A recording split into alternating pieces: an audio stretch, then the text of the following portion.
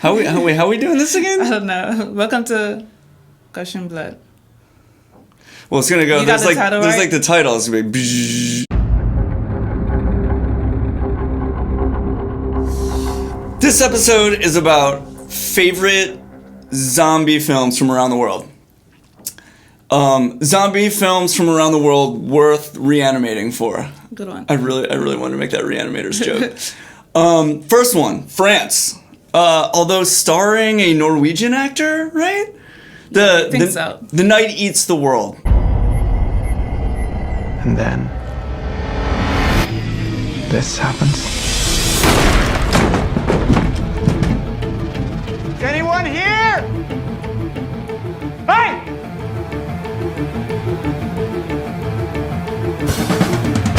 You think there's a cure? Literally translated, I believe it's The Night Devours the World. Yeah. But The Night Eats the World. Or it's also Viva. Shit, wrong one. No, that's a different movie. And then from a different country. Edit. Click. So I'm definitely gonna leave that in. No. So The Night Eats the World. It's based on a novel by Martin Page, but he writes under the name Pitt Agarman, I think it's pronounced. I'm saying this like I knew it, like I didn't just IMDb all this shit yesterday. But this movie's great. It's great because zombie films all fall into there's a few different types, right? There's like The Journey, like that Australian one with Homeboy that's on Fargo. I can't think of the name of it. Cargo? Yeah, cargo. Totally. Like that, where someone's got to deliver something, or like a person usually, or bring someone back to their, It's like a journey or a mission. There's that one. Then there's the trying to cure or trying to find the truth. That's another one. Searching for what started it. Then there's also just survival. And in survival, it's always either trying to survive the zombies, trying to survive humans, or trying to survive yourself. Yeah. And this movie is trying to survive yourself. The actual, the guy just wakes up after a party and the fucking apocalypse happened. Yeah. And so it's about him dealing with his own mental health stuff. It's really great. The music is cool. There's a lot of indie rock in it. And he's a musician. The lead guy, Anders Danielson Lai, who's also a doctor? Man, I'm not doing anything with my life. I see these guys who are, it's like, well, I got bored being a doctor, so I became a musician. And then, because he's also a musician, it's like, yeah, then I got bored of that, so I started starring in great films, what a dick. Anyway, The Night Eats the World is from 2018, I think, right? I think so. Dominique Rocher directed it, want to mention that. It's on Amazon Prime, $3, totally worth it, totally do it. Now we're going to Germany, but it's not Viva Berlin. Viva Berlin is it's a web series that we watched that you should check out because they actually started doing it. We haven't seen it yet. We saw the first one. We watched the first one. Haven't. Yeah, it was the short movie. It was 12 minutes. Oh, yeah, or 15 minutes. So they've But it's been in the works for years. We've been trying to find it. For years. Yeah. And I just happened to look. There's a couple movies we'd circle back to, or I would be like, did they ever make that? Because the trailer looked great, or the first bit of the movie they would release and it would be great. Viva Berlin is one. They actually have made more episodes. There's 5 episodes. First one's 12 or 15 minutes. The rest are all 8, but it's actually great. The first one was. I haven't seen the rest of them. We're going to watch it. We can talk about it. Eventually. But this is Rambach.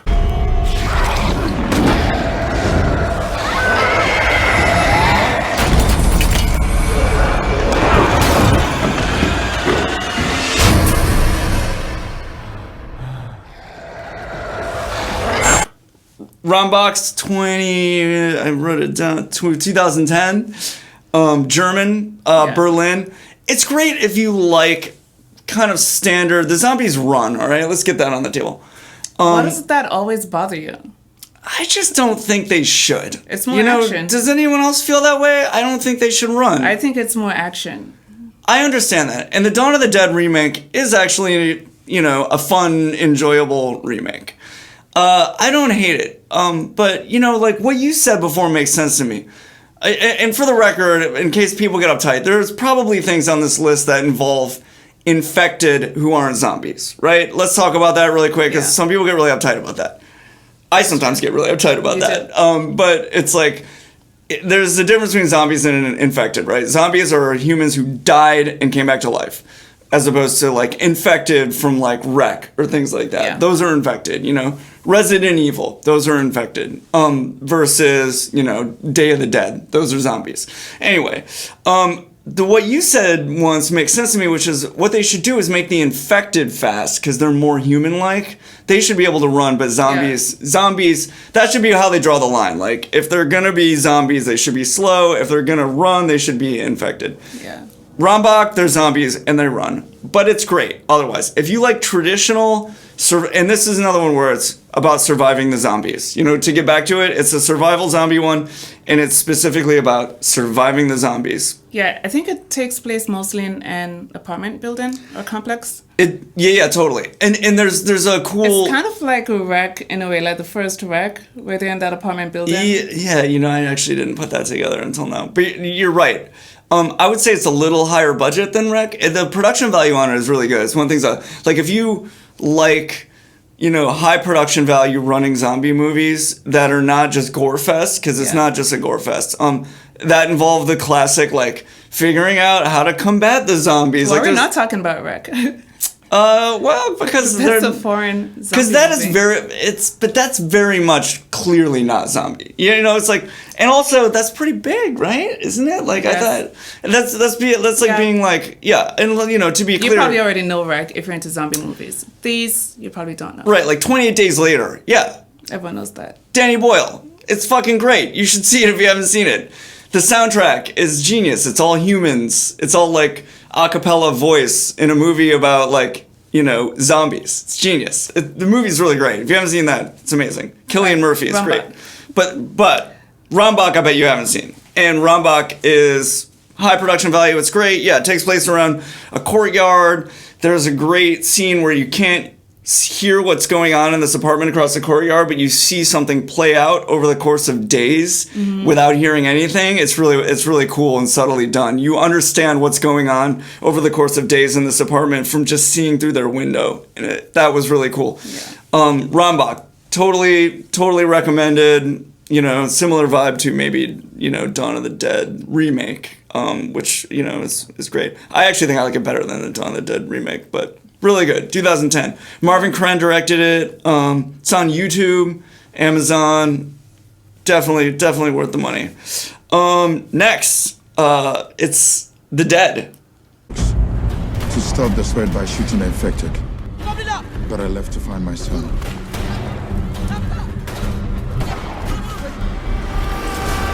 Which it's great because it takes place all in Africa.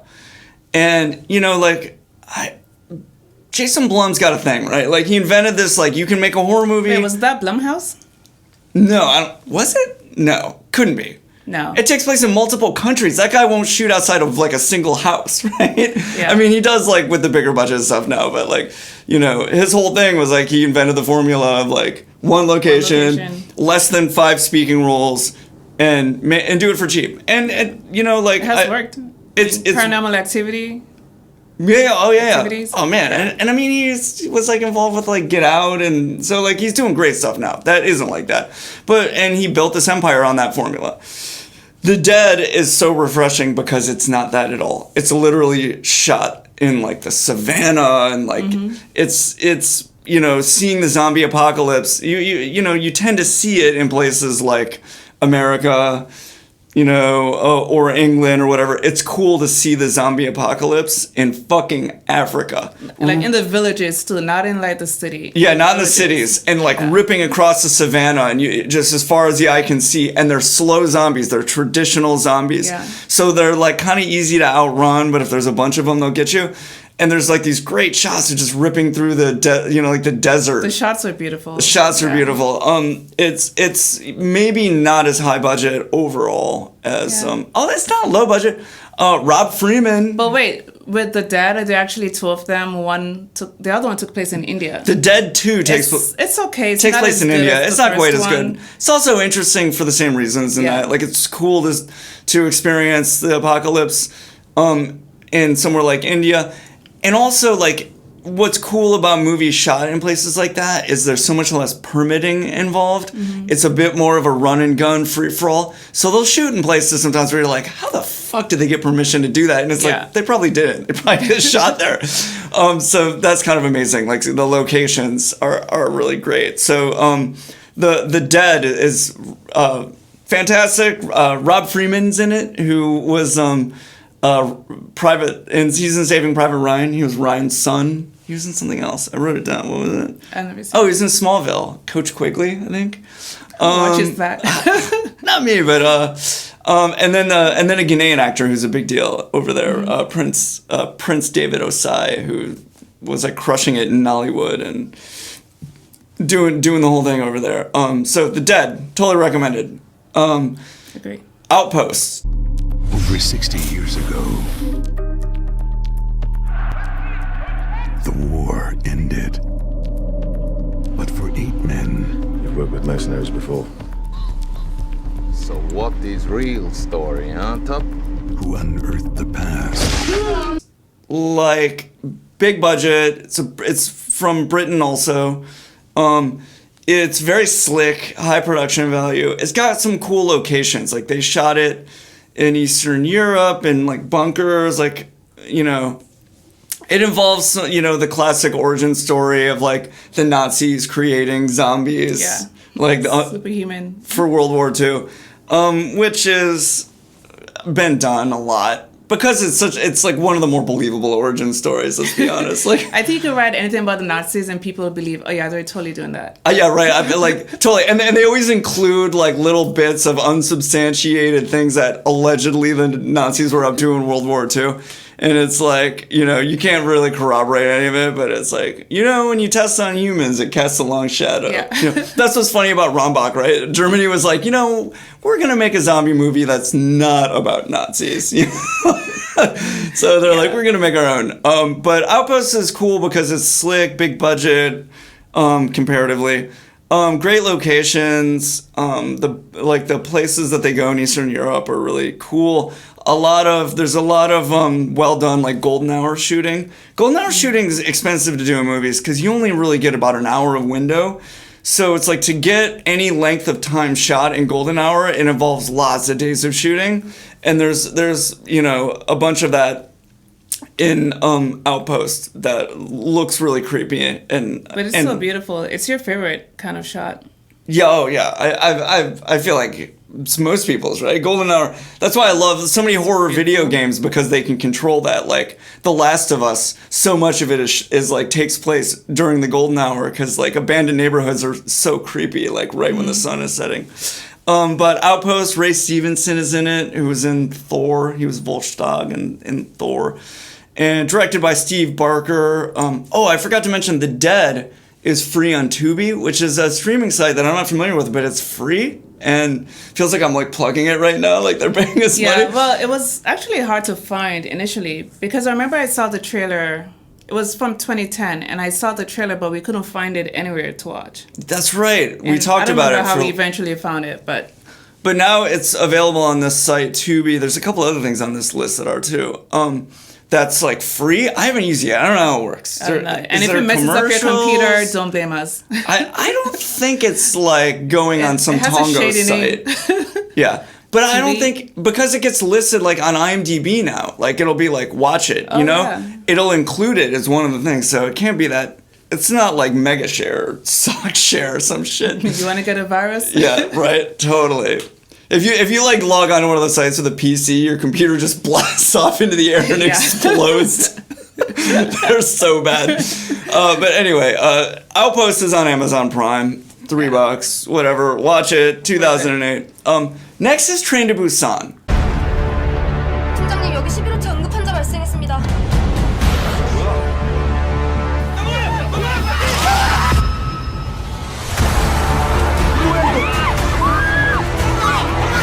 You've probably seen that if you're into horror, I would think. And if you haven't, like, It's on Netflix. Jesus Christ. It's on Netflix. Go watch it. It's great. It's a bit long. Is it like 2 hours? Yeah. But it's nonstop action. Yeah, it is nonstop action, which is cool. There's cool class stuff in it where like the businessman is kind of the bad guy, and the guy who's sort of clearly like the working class, colorful past, has some tattoos guy who seems menacing and scary. It turns out is actually, like one of the sympathetic characters. Yeah. And I like that they did that. That was probably even a bigger deal in Korea than it is here, Like, I feel like the way that they took on class in that movie is probably even bigger. Is it Korean or Japanese? South Korean, for sure. And yeah, that is right.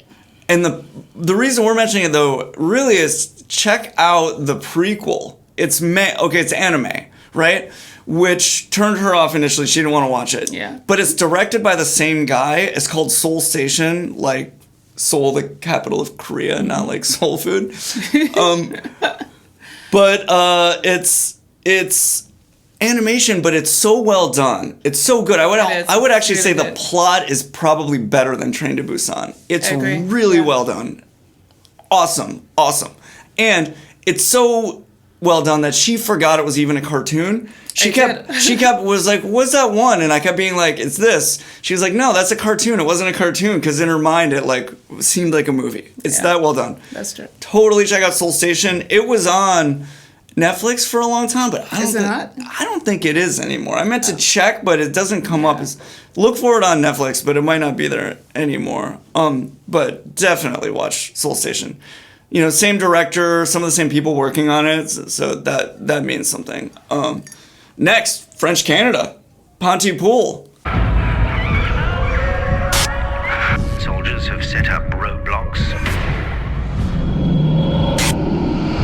Everybody has to stay inside at all times.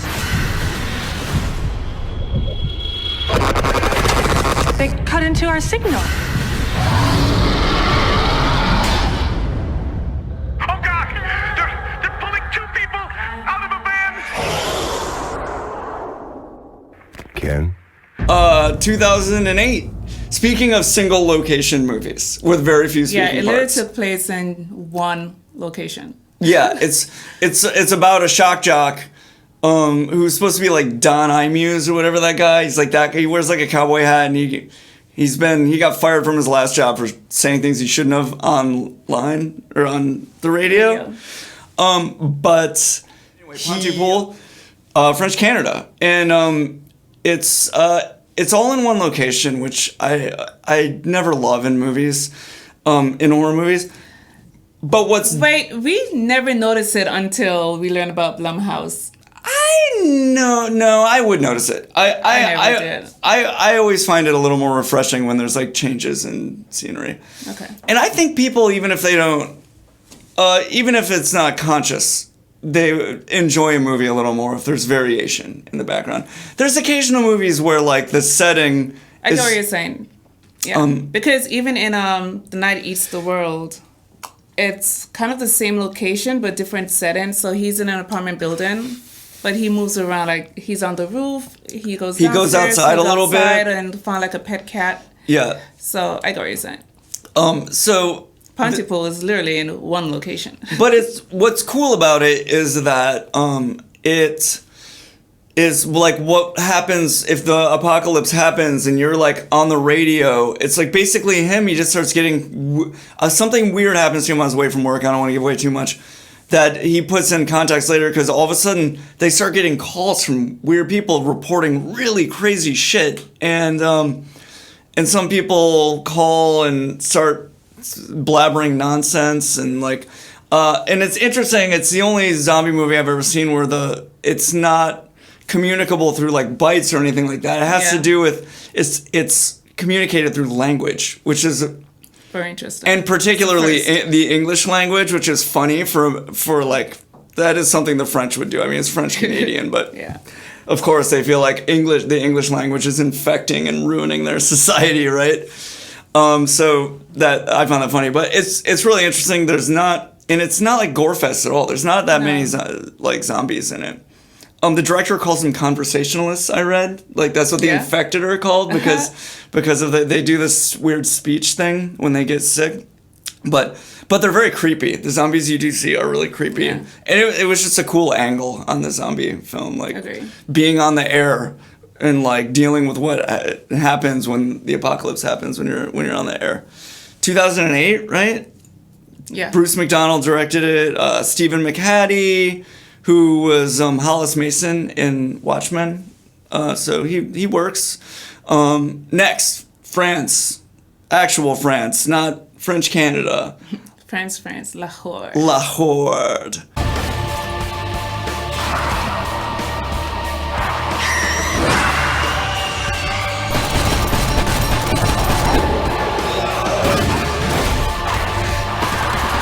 I love that one.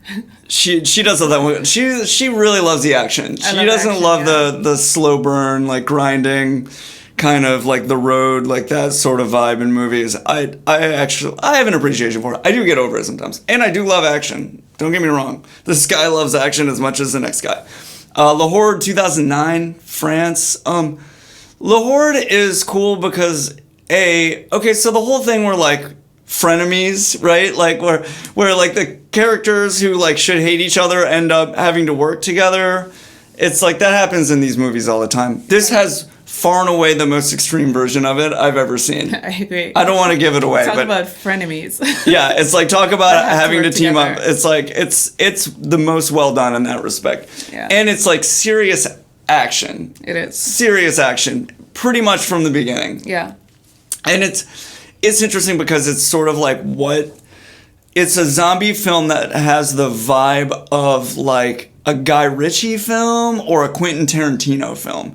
There's a lot of like a bunch of blokes wearing all black, like standing together, like with guns, like ga, you know, like it feels a little bit like a gangster movie. It does. That's a zombie film. The way they kill zombies is as if it's a gang shootout or something. Yeah, totally. That's like the vibe of it. It's a lot of gun action, given that there's zombies, and that's probably not going to kill them. Yeah, there's a Gatling gun at one point. Like, it's very much like Guy Ritchie meets Quentin Tarantino zombie flick is the vibe. But it's totally really cool. Good. It's on Amazon Prime. War of the Dead, Lithuania.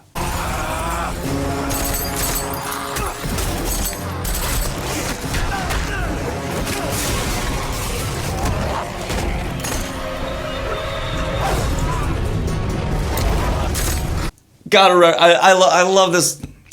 I love this one for being underdogs, and they tried to make this movie. They ran out of money. It took 8 years.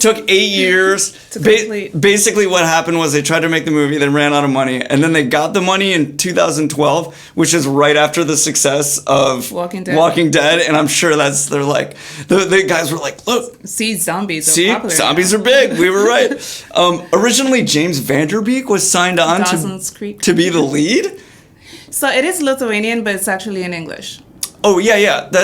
That's important to note. So if you hate subtitles, but you want to watch a foreign zombie movie, this one's dope. What also is dope about this one, besides you get to root for the underdog because it's like Lithuanian, and actually the production value is good. Yeah. It's what's rad about it is it's done like a World War II movie. It's World War II, and it has very much the feel of the Eastern Front and World War II, but it's a zombie film. And I thought that was cool. It's like the World War II movie take on zombie films, and the locations are fucking awesome. Agreed, yeah. It's shot all over Eastern Europe, and it's foggy, and like you're creepy as shit, and the bunkers are real World War II bunkers from the era. It's so... It also... Nazi origin story. It's basically the same origin story for zombies as Outpost. Nazis up to no good. Nazis fucking up, you know? But the locations are so amazing. And just the whole, like... Because I love World War II movies. It's like making a World War II movie. Love is an understatement. I do. I love them. And so, like, the zombie movie version of that, beautiful. Love it. I feel like what else was I going to say about...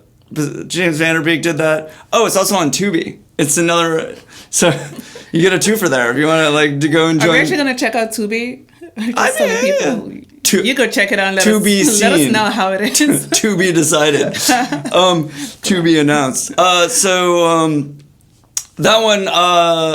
That one's great. It's a little long though. I will say.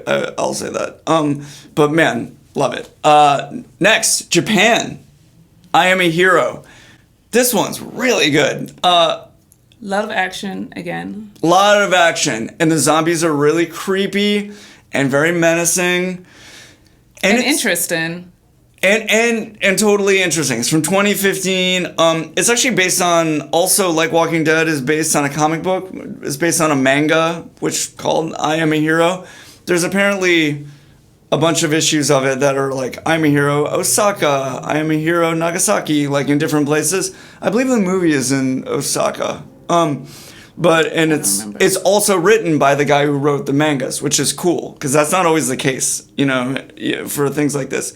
It's actually written by Kengo Hanazawa, who did the manga. It's what's cool about it is, well, there's a few things, but one, the zombies are really creepy. The way people turn is gross. You'll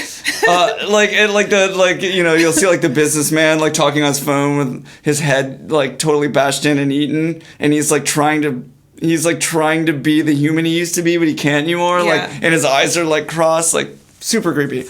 But what's dope is, and it's almost like a battle where they're still trying to be human because I guess technically they're infected. Yeah, that's true. Technically, in this movie, they are infected. So you see them like still trying to be a human being, but they're clearly zombies. Yeah, they sort of, that's a good point. They take the Romero thing the next step, right? And like Romero's whole thing was like the zombies, like in Dawn of the Dead, they all end up in the mall because that's what their husk of themselves remembers about being a human is they knew that they would go and walk around the mall for some reason. This is like that to the next level because like there's a character in it who factors prominently who's a zombie who just sprints and high jumps and over again. His head is like all caved in. Like half. Yeah, it's really gross. It's really gross. But he spends the entire time just being an athlete. Yeah, that's all he remembers. And what's also cool about this one is it's the only zombie movie I've ever seen where there's one gun in the entire movie. Because it's Japan. There's no guns. The main character got a license to have a gun for shooting clay pigeons. So he has like an old school, like open it up, put into double barrel shotgun. And so he's the only character in the whole movie who has a gun. And that's kind of cool. Also, there's these amazing long cuts. Yeah. Outside where there's like, okay, so like in World War Z when the apocalypse happens in public, it's mostly just a lot of the camera going like this and smearing and CGI. This one, they shoot these long tracking shots where there's crowds of people running and like getting tackled by zombies, and it goes on for like blocks sometimes. And like people getting hit by cars, and it's really well done. It's really well done. It's not a bunch of CGI. It's not a bunch of smearing effect where it kind of looks like you can see what's happening, but not really. And then there's a bunch of like 5-lane highway. They're in a car, and it's like whipping around like 5-lane, like going between cars. Like there's all these great action sequences. Yeah. It sort of, this falls into, it's like the survival category of zombies, but it's more the mission. He's with a little girl and he's trying to bring her somewhere, and it's about that. I don't want to give more away than that, but I Am a Hero is fucking great. If you're tired of traditional zombie movies like Rambach, even though I love that one, if you want like a new take on it, that's one of the ones that's like a kind of a new take on it because there's only one gun in the whole thing, and the zombies are more human-like in that they'll just keep repeatedly doing the thing that they did while they were alive. That's it? That's it. You guys got any for us? Like, where's some foreign zombie ones we haven't seen? I think. What's the one where they're building those fucking towers of like? Is that Cargo with the dude from Fargo? No, it's the one where the girl and the woman ends up with that guy and the guy's daughter. I'm like spoiling it, although you don't know what the movie is. I can't remember the name. Yeah,